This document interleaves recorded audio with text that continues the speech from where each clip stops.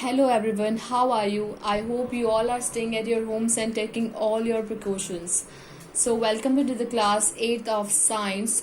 Now we will read the chapter number 3 Synthetic Fibers and Plastic.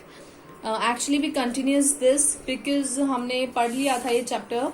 हमने इसकी 2 video cover कर ली थी. आज हम इसके 3rd पार्ट पे हैं और हमने यहाँ तक पढ़ लिया था. आई होप आप में से बहुत से लोगों ने टिक भी किया होगा. हमें पढ़ना था वेदर रेजिस्टेंस से. आप देख सकते हैं इसके पहले हमने ये पढ़ा था characteristics of synthetic plastics of fabrics. ये हमने पूरा टॉपिक नहीं कवर किया था, तो आज हमें टॉपिक कवर करना था. So let's start this video. Weather resistance, इसके पहले हमने यहाँ तक पढ़ लिया था, तो हमें वेदर रेजिस्टेंस से पढ़ना था. Weather resistance.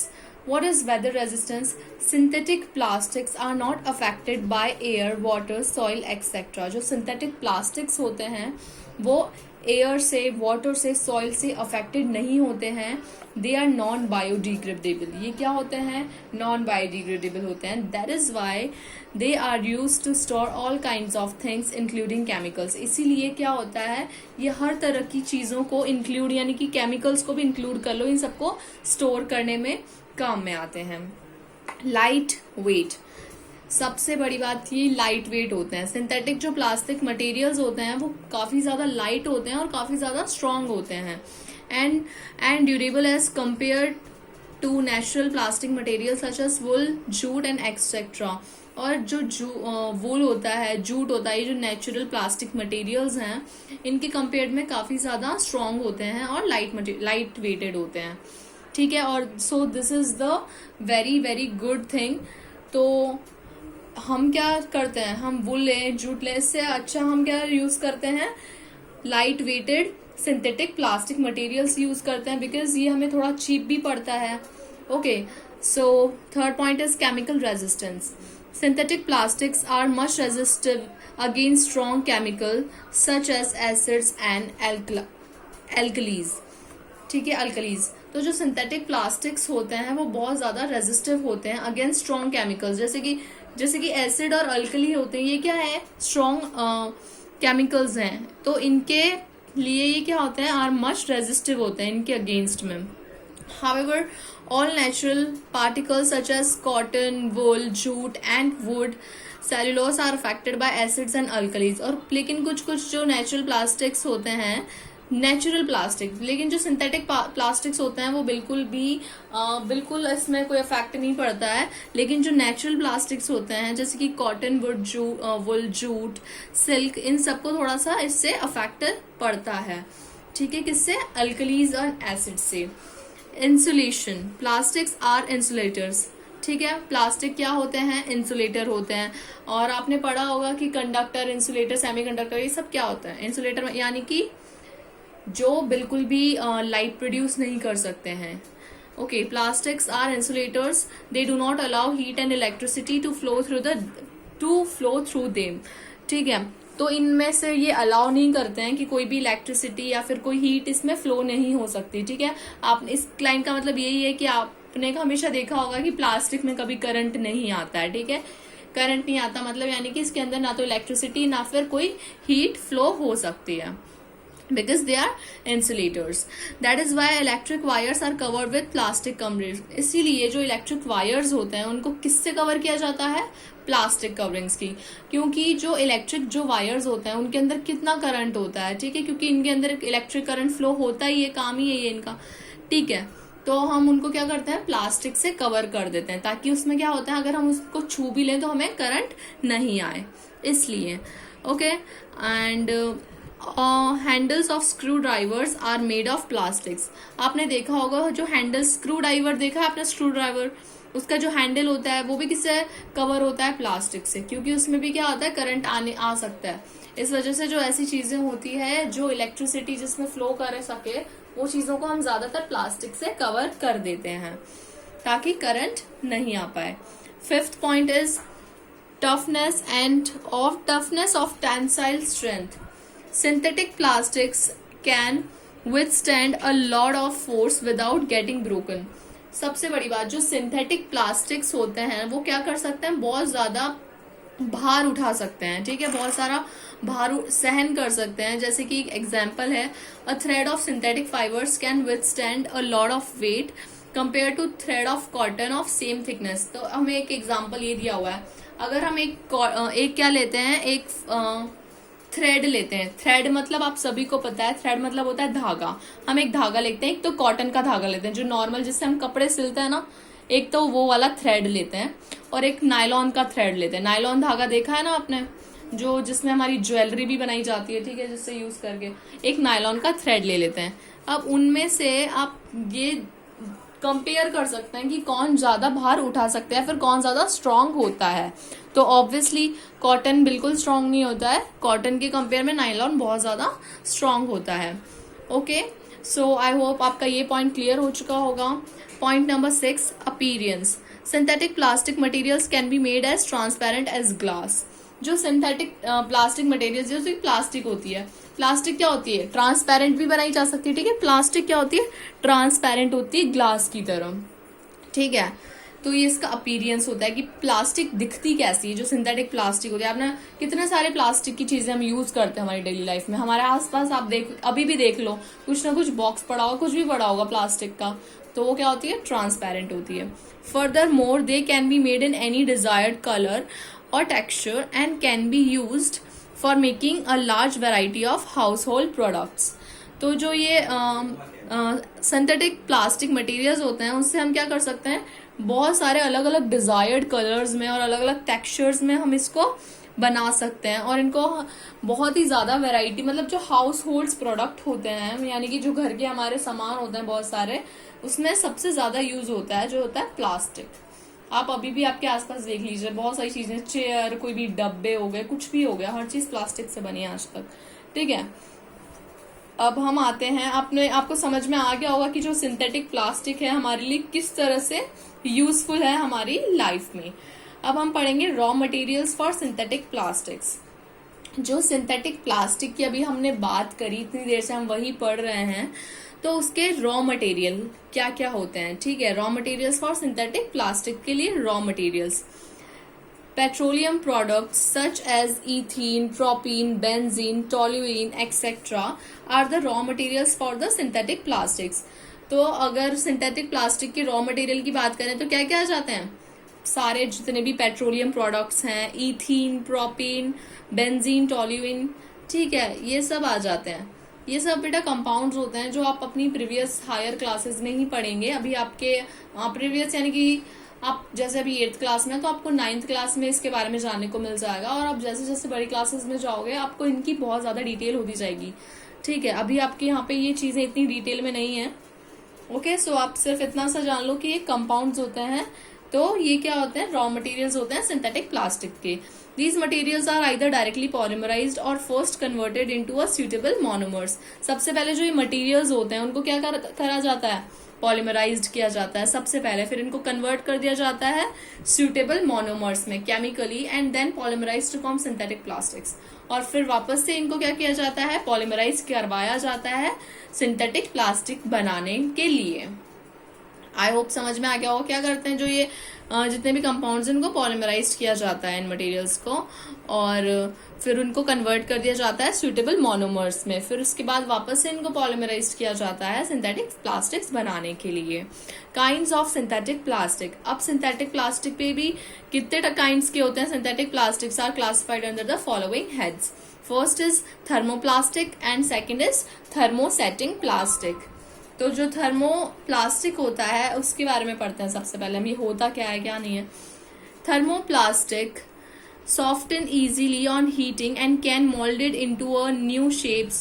जो थर्मोप्लास्टिक होते हैं, अब अभी हमने क्या पढ़े, सिंथेटिक प्लास्टिक्स, उसमें भी दो तरह के होते हैं सिंथेटिक प्लास्टिक में भी, एक तो थर्मोसेटिंग और एक थर्मोप्लास्टिक्स। तो थर्मो में तो क्या होता है, ये इस तरह के प्लास्टिक होते हैं, इनको क्या करा जाता है, उनको हीट करके इजीली किसी भी शेप में चेंज करा जा सकता है, इनको मेल्ट करा के किसी भी शेप में हम उनको चेंज कर सकते हैं। This can be very useful characteristics, और ये इसका बहुत ज्यादा यूजफुल कैरेक्टरिस्टिक भी है कि इसको हम किसी भी शेप में तोड़ मड़ोड़ के कुछ भी मेल्ट करके हम इसको चेंज कर सकते हैं किसी भी शेप में। जिस शेप की हमें मर्जी हो उस शेप में हम इसको चेंज कर सकते हैं, ठीक है। ये एक इसकी बहुत बड़ी कैरेक्टरिस्टिक्स है। It means that this plastic can be made as granules and then heated and molded into new shapes। तो इसका मतलब यही है कि प्लास्टिक को बनाया जाता है एज ग्रेनुल्स एंड यानी कि फिर उसको हीट करके मोल्ड करके नए नए शेप्स में। तो यही हो गया थर्मोप्लास्टिक्स। थर्मोप्लास्टिक की सीधी सी डेफिनेशन यही है कि ऐसा प्लास्टिक जिसको हीट करके किसी भी न्यू शेप में हम वापस से ला सकते हैं, उसी को बोलते हैं हम थर्मोप्लास्टिक। एग्जाम्पल दिया हुआ है पॉलीथिन। पॉलीथिन मतलब तो आपको पता ही है, पॉलीविनाइल क्लोराइड, पीवीसी कहते हैं इसको।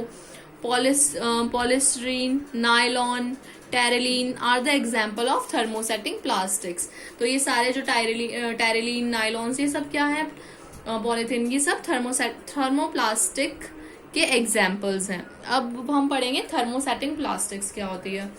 Thermosetting plastic do not soften on heating. अब जैसे थर्मोप्लास्टिक है वो तो सॉफ्ट हो जाती है हीट करने पे, और थर्मोसेटिंग क्या होती है, इसकी अपोजिट होती है। ये जब हम इसको हीट करते हैं तो ये सॉफ्ट नहीं होती है, कैन नॉट बी रीशेप्ड, और इसको रीशेप भी नहीं किया जा सकता। यानी कि अगर वो एक शेप में आ गई तो दोबारा उसको उसी शेप में किसी और शेप में हम इसे चेंज नहीं कर सकते। They are often very tough material with high melting points. तो है ना, जो वो प्लास्टिक होती है ना वो बहुत ज्यादा टफ मटेरियल होता है, ठीक है। वो नॉर्मल प्लास्टिक की तरह नहीं होती है, वो थोड़ी अच्छी क्वालिटी की प्लास्टिक होती है, काफी टफ मटेरियल होता है, और उसका मेल्टिंग पॉइंट जो होता है वो भी बहुत ज्यादा हाई होता है।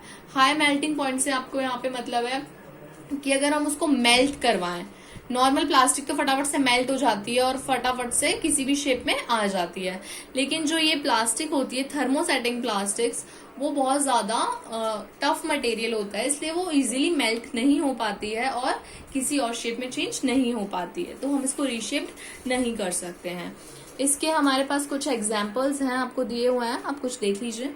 Bakelite, urea, formaldehyde, polyurethane, melamine are the examples of thermosetting plastics. तो ये बैकेलाइट, फॉर्मेल्डिहाइड, ये सब क्या है, थर्मोसेटिंग प्लास्टिक्स के एग्जाम्पल्स हैं। आप इनको बिल्कुल याद रखना है क्योंकि एग्जाम्पल ही सबसे ज्यादा इंपॉर्टेंट होते हैं केमिस्ट्री में। They are use for making cabinet of radio. ये जो कैबिनेट्स होते हैं ना रेडियो के कैबिनेट्स होते हैं, आपने देखे हैं, टेलीफोन्स के sets, water tanks, water pipes, electric switches, cups, plates, dinner sets etcetera, ये सारे होते हैं जो इनके कैबिनेट्स होते हैं, इनको बनाने के काम आता है। A simple test to distinguish between thermosetting or thermoplastic or thermosetting plastic is to touch it with a hot iron. If the plastic soften and melts, then it is a thermoplastic. तो इसका सबसे easy example मतलब सबसे easy तरीका ये है, आपको अगर चेक करना है कि थर्मोसेटिंग प्लास्टिक कौन सी है और थर्मोप्लास्टिक कौन सी है, तो आप क्या करेंगे कि एक क्या करना है, हमें जो thermosetting touch with a hot iron, एक आयरन रॉड लेनी है। आयरन रॉड लेके हमें उस जो भी प्लास्टिक है उस पे लगानी है, आयरन रॉड लेके गर्म करके उसको हीट कर दो, अच्छे से हॉट हो जाएगी वो, फिर उसके बाद हम उसको प्लास्टिक पे लगाएंगे। अगर वो प्लास्टिक मेल्ट हो रहा है, अगर उसमें जा रही है वो तो वो थर्मोप्लास्टिक हो जाएगा, और अगर वो नहीं जा पा रही है, बहुत मुश्किल से जा रही है, फिर नहीं जा पा रही, तो वो क्या हो जाएगा फिर थर्मोसेटिंग प्लास्टिक्स। तो ये इस तरह से आप चेक कर सकते हैं किसी भी प्लास्टिक को कि ये थर्मोसेटिंग है कि ये थर्मोप्लास्टिक है। ठीक है, तो हम अपने नेक्स्ट टॉपिक पे आते हैं। हम बिना कोई टाइम वेस्ट करे हम नेक्स्ट टॉपिक पे आते हैं, common plastics and there uses. Common plastic, जो आपके घर में प्लास्टिक होती है और उनके यूजेस क्या क्या हैं। तो सबसे पहले आता है कॉमन प्लास्टिक में पॉलीथीन। पॉलीथीन किससे मिलके बना है, poly plus ethene. It is prepared by the polymerisation of ethane gas. ये किससे बनता है, जो इथेन गैस होती है इसका फॉर्मूला होता है CH2 डबल बॉन्ड CH2, तो इसका पॉलीमराइजेशन करवाया जाता है और उसी से ये बनती है।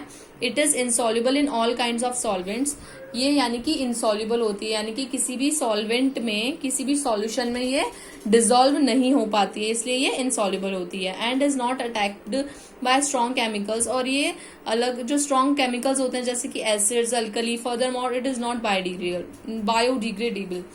तो इसका यही मतलब है पूरी लाइन का कि ये बायोडिग्रेडेबल नहीं होते हैं। बायोडिग्रेडेबल मतलब ऐसे प्रोडक्ट्स या फिर ऐसे कोई भी प्लास्टिक्स या जो भी चीजें होती है वो बिना एनवायरनमेंट को पॉल्यूशन मतलब बिना फैलाए वो चीजें इजीली डिकम्पोज हो जाती हैं, उनको हम बोलते हैं बायोडिग्रेडेबल। ठीक है, जो नेचर को बिल्कुल हार्म नहीं करते हैं और डिकम्पोज हो जाती है इजीली। लेकिन ऐसा नहीं होता है प्लास्टिक के साथ। तो प्लास्टिक को अगर जलाएं या फिर अगर किसी भी मतलब प्लास्टिक हमारे लिए बहुत ज्यादा नुकसानदायक है, क्योंकि इसको अगर हम जलाते हैं तो इसमें से बहुत गंदी गैसेस निकलती हैं जो हमारे लाइफ के लिए बहुत ज्यादा मतलब हमें बहुत ज्यादा नुकसान पहुंचाती हैं चीजें। ठीक है, तो ये हो गई नॉट बायोडिग्रेडेबल। अब इसके यूजेस देख लेते हैं। It is use for making thin films which are use for making carry bags, adhesive tapes. तो ये बहुत ज्यादा थिन फिल्म बना सकती है। थिन फिल्म यानी कि आप कभी सब्जी लेने जाते हो, ठीक है, तो उसमें पॉलीथिन में आपको देते हैं। तो पॉलीथिन क्या होती है, कितनी पतली होती है, बहुत पतली होती है, स्ट्रांग होती है लेकिन पतली होती है। तो वो इसी को बोलते हैं हम थिन फिल्म्स बना सकती है ये। इसलिए जो ये कैरी बैग्स हैं इनमें यूज ली जाती है, कैरी बैग्स के through carry bag as a carry bag use की जाती है। Second point is that it is used as anti corrosion coating on the articles made from iron and copper. तो ये क्या करी जाती है, एंटी कोरोजन कोटिंग। मतलब इसका मतलब जैसे कि जो कॉपर और आयरन से बने हुए कुछ भी आर्टिकल्स होते हैं उनको उनके ऊपर किसकी कोटिंग कर देते हैं हम, प्लास्टिक की या थिन फिल्म की कोटिंग कर देते हैं, ताकि वो रस्टिंग से बचे रहें या फिर उनको किसी भी चीज से प्रॉब्लम ना हो। इसलिए उनपे कोटिंग कर दी जाती है ताकि उनमें एंटी कोरोजन ना हो, यूज एज एंटी कोरोजन यानी कि उनपे कोरोजन ना हो। ठीक है, अब बात करते हैं थर्ड पॉइंट की। It is used as insulation और फॉर इलेक्ट्रिक वायर्स। जो इलेक्ट्रिक वायर्स होते हैं उनमें इंसुलेशन के लिए भी यूज में लाई जाती है ये। ठीक है, इलेक्ट्रिक वायर में it is used for insulation यानी कि जो इलेक्ट्रिक वायर्स में ताकि करंट वरंट नहीं आए, वही चीज उनमें कोटिंग कर देते हैं प्लास्टिक से, तो उसमें करंट नहीं आए, इसलिए भी इसको बोलते हैं कि इंसुलेशन के लिए यूज आती है electric wire. It is use for making kitchen and laboratory ware such as cups and bottles. ये क्या यूज आती है किचन में, किचन एंड लेबोरेटरी में यूज आती है। सच एज जैसे कि कप्स हो गई, बॉटल्स हो गई, ये सब किससे बनते हैं, बॉटल्स कप्स, ये सब प्लास्टिक से बनते हैं। ठीक है, तो इसमें किचन में भी ये बहुत ज्यादा यूजफुल है। अब जैसे हमें कुछ डायग्राम्स दे रखे हैं, ये जो इंसुलेटेड वायर है आपने देखे होंगे इन कलर्स के वायर, इनमें जो ये जो रेड येलो ये देख रहे हैं आप, इनमें जो कोटिंग हो रही है वो किसकी है, प्लास्टिक से ही। और ये जो पॉली बैग्स हैं, ये कैरी बैग्स, ये सब भी क्या है, प्लास्टिक से बने हुए हैं। So next is polypropene. ठीक है, हमने पढ़ा था पॉलीथीन के बारे में, अब हम पढ़ेंगे पॉलीप्रोपीन के बारे में कि पॉलीप्रोपीन क्या होता है। ये प्रिपेयर्ड होता है by the polymerisation of propene. ठीक है, आपको इसके नाम से ही पता लग रहा है कि इसमें क्या करवाया जाता है, जो प्रोपीन होता है उसका पॉलीमराइजेशन करवाया जाता है। ये इसका फॉर्मूला होता है CH3 single bond CH double bond CH2। Uses हैं इसके, it is use for making synthetic carpets. जो सिंथेटिक कारपेट्स होती है उनको बनाने में यूज में आता है। सिंथेटिक कारपेट्स पता है ना आपको, ठीक है। Second point, it is use for making ropes, packaging materials and containers. इनको रस्सियां बनाने के काम में आता है। जो पॉलीप्रोपीन होता है ये रस्सियां बनाने के काम में आता है। और जो बहुत सारे मटेरियल्स होते हैं, कंटेनर्स होते हैं, पैकेजिंग मटेरियल्स, उनमें भी काम में आता है। It is use for making collapsible toys. बहुत सारे अलग अलग टॉयज होते हैं अलग अलग तरह के, ठीक है। उन टॉयज को बनाने में भी ये वाला जो प्लास्टिक होता है वो यूज में आता है। It is use for making the body of automobile batteries. जैसे कि बहुत सारे ऑटोमोबाइल्स होते हैं, ऑटोमोबाइल्स की जो बैटरीज होती हैं उनको बनाने में काम आता है ये, ठीक है। अब ऑटोमोबाइल्स यानी कि जो भी सारे गाड़ियों से रिलेटेड, व्हीकल से रिलेटेड जो भी सारी बैटरीज होती हैं उनको भी बनाने में काम आता है। उनकी जो बॉडी होती है, ऊपर की बॉडी की बात कर रहे हैं हम यहाँ पे, जो उसके ऊपर की बॉडी होती है उसको बनाने में। अब हम आते हैं पॉलीविनाइल क्लोराइड पे। पॉलीविनाइल क्लोराइड यानी कि पीवीसी भी कहते हैं हम इसको। It is prepared by the polymerisation of vinyl chloride molecules. सभी इससे ही बने, जिसका जो नाम है उनके जो मॉलिक्यूल्स होते हैं उनको ही पॉलीमराइज करवाया जाता है और उसी से वो बनते हैं। तो ऐसे ही इसमें भी इसका पॉलीमराइजेशन करवा दिया इस पॉलीविनाइल क्लोराइड का, तो वो बन जाता है। और इसके यूजेस हैं, it is used for making soles of shoes. आपके जो शूज होते हैं उनके नीचे का सोल होता है, सोल यानी कि सोल तो आप सबको पता है, ये जो शूज के नीचे का सोल होता है वो भी बनाने में काम आता है ये PVC. It is use for making hand bags बनाने में काम आता है, रेन कोट्स बनाने में काम आता है। It is use for making water pipes, जो वाटर के पाइप्स होते हैं आपके घर में पानी किससे आता है, पाइप्स के थ्रू आता है, तो वो जो पाइप्स होते हैं वो भी पीवीसी के ही उससे बनते हैं। वाटर टैंक्स बनाने में, आपकी जो टंकियां होती है पानी की, वो बनाने में काम आता है। एंड सैनिटरी फिटिंग्स होती हैं, अलग अलग तरह की जो सारी फिटिंग्स करते हैं हमारे जितने भी घर में, कितने तरह की फिटिंग्स होती है, लाइट की फिटिंग्स होती है, पानी की फिटिंग्स होती हैं, तो उन सब में भी जो भी मटेरियल यूज होता है प्लास्टिक का, वो सब क्या होता है, पीवीसी से ही बना हुआ होता है। It is use for making decorative vinyl flooring. अब जो डेकोरेटिव विनाइल फ्लोरिंग होती है वो भी बनाने में काम आता है, तो बहुत सारी चीजों में ये काम आता है। Use for superior insulation of electric, वही जो इलेक्ट्रिक वायर्स होते हैं उसकी सुपीरियर इंसुलेशन करने के काम आता है, ताकि करंट वरेंट नहीं आ जाए इस चक्कर में ही। It is use for making gramophone records, gramophone records करने में ये काम आता है। ग्रामोफोन से यहाँ पे आपका मतलब है कि एक जो ग्रामोफोन होती है वो एक, इसमें एक डिस्क होती है, पतली सी डिस्क होती है ग्रामोफोन रिकॉर्ड्स में, जिसमें भी हम रिकॉर्ड करते हैं, तो वो जो डिस्क होती है वो हम किससे बनाते हैं, इस पीवीसी से ही बनाते हैं। तो ये मेकिंग इसलिए बोल रहा है, मेकिंग ग्रामोफोन रिकॉर्ड्स मेक करने में भी काम आता है। तो ये कितना ज्यादा यूजफुल है हमारे डेली लाइफ के लिए, आप देख सकते हैं, ठीक है। तो आप इस चीज को रिलेट भी कर सकते हैं, तो आप रिलेट करके पढ़ेंगे तो ज्यादा अच्छे से समझ में आएगा। तो आज हमारी वीडियो का टाइम इतना ही खत्म हो चुका है, तो इससे ज्यादा मैं आगे नहीं पढ़ा पाऊंगी। इसके बाद हम अगली वीडियो में कंटिन्यू करेंगे और हम ये चैप्टर कल तक खत्म ही कर देंगे, ठीक है।